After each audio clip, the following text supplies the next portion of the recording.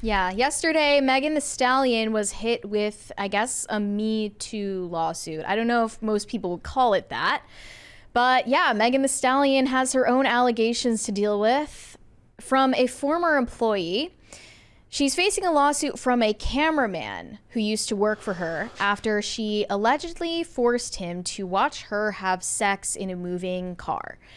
After the incident, he claims that she told him, "Don't ever discuss what you saw," and then berated him and made fat-shaming comments towards him.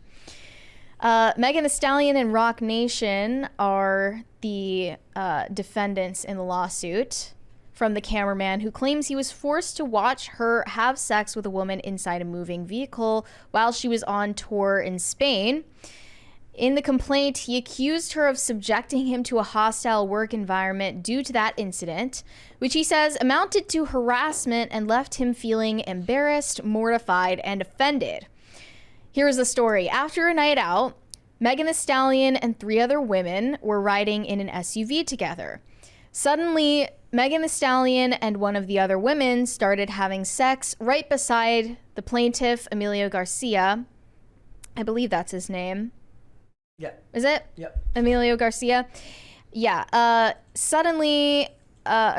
Emilio Garcia could not get out of the car as it was both moving and he was in the middle of nowhere in a foreign country. I'm picturing him like pulling on the door handle and trying to get out, but it's like one of those that automatically locks when the car is moving.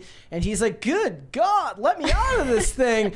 And and what is the driver doing? Just hitting as many bumps in the road as possible. That's like, the best. The best one is like it's like a limo, right? And the guy starts like turning into potholes. And like kind of just generally going off into the grass a little bit and swerving just to make life more difficult for her back there. Because he never gets invited and it pisses him off.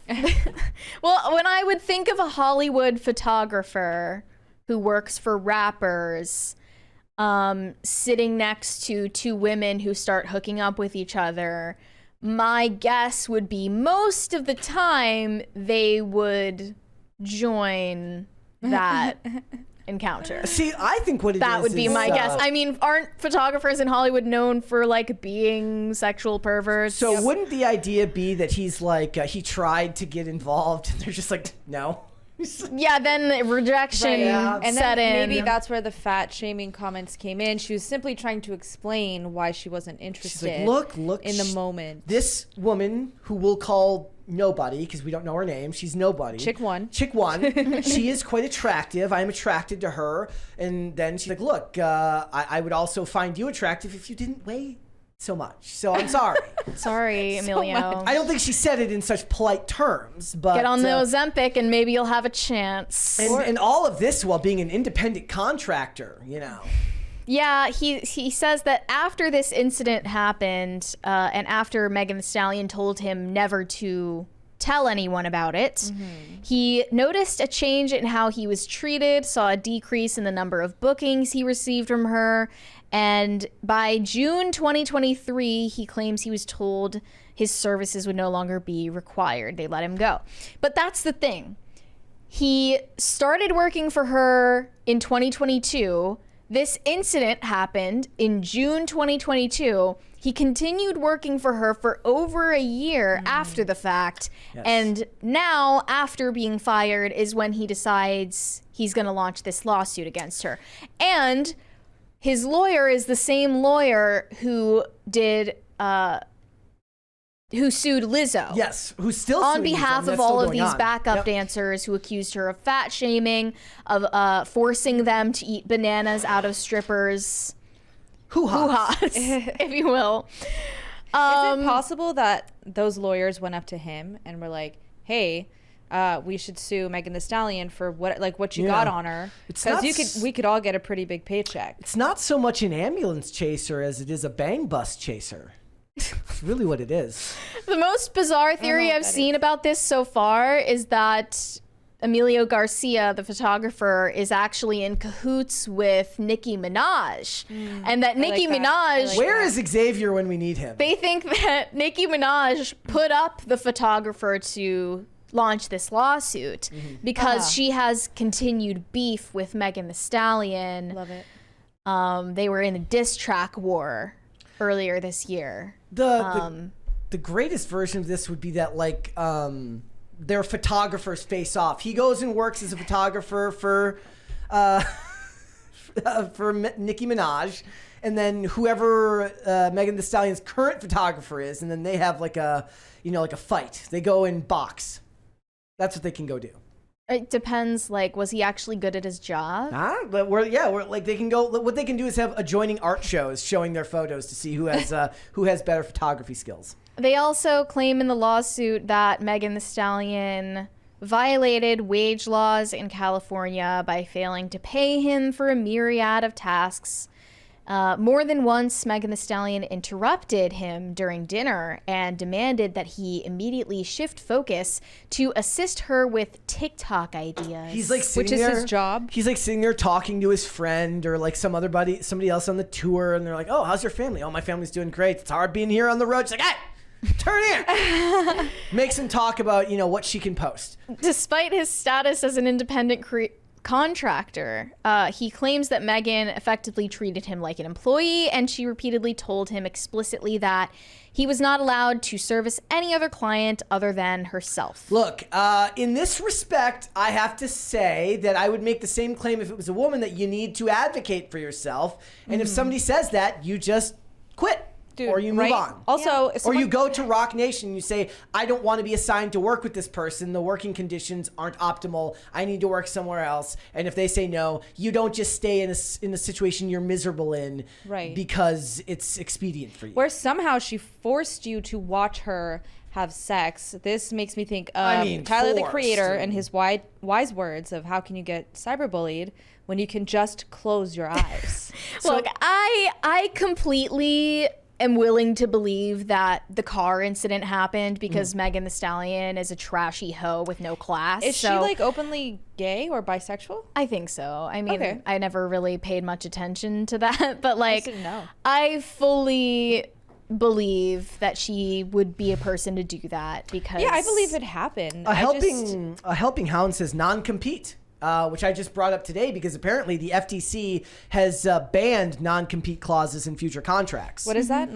So it's like when you sign a contract to work somewhere, you have a non-compete clause that prevents you. So the whole Steven Crowder thing was about, right? Non-compete you can't clauses. work elsewhere in any you can't work content elsewhere you create in that field for like WWE has like 90-day non-compete clauses to prevent talent from going to work for other promotions immediately. I don't know if they still do that, but that would prevent you from immediately going over to another company and bringing your brand over there. Which is common and I feel like pretty normal, right? Yeah. It's not unusual. And I don't know how that would work for him as an independent contractor because like in WWE, one of the big jokes is like you sign a contract, you work with them exclusively for however many years, but you're considered an independent contractor so they don't have to pay your health insurance so that you have to get it yourself. Most of them are paid well enough that it, like especially the top guys are making so much money, they can afford that, right? But for the lower, people on the lower rung of the company, if you're not making as much, that can be, you're traveling.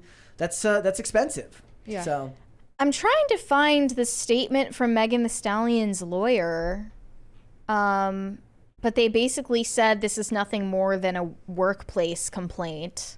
It's not a Me Too lawsuit, and we're going to deal with him in court. And she just like posted on Instagram a couple of hours ago about her Hot Girl Summer tour. So clearly she's unbothered.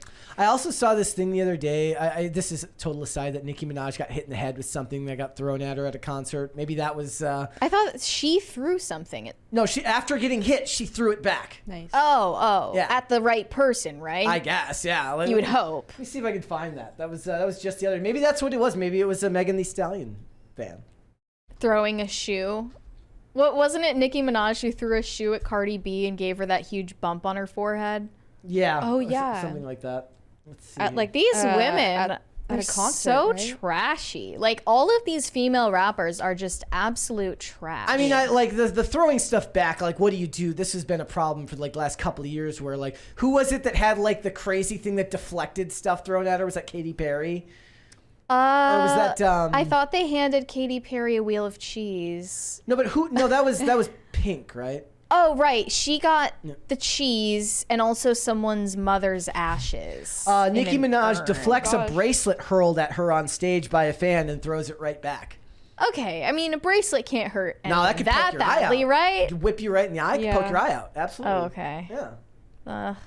They really need to. I'm sorry, but it's like it never looks like. I understand the impulse to like throw it back, but it never looks as cool. It just it makes you look like a child. It makes you look like what you should do is just like pick it up and disregard it as if it means nothing. Mm-hmm. Throwing it back, it just doesn't have the same zest.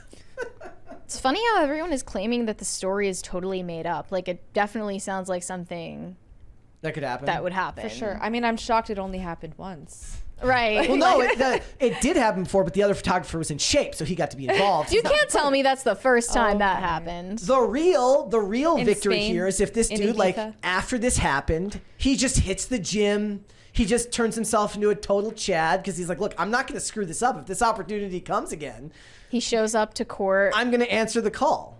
Yeah. He shows up to court Just jacked. And he's like, bet you like me now, Megan. He's like, sometimes I go to take a picture and I just crush the button because I'm so ripped now. Don't know my own strength.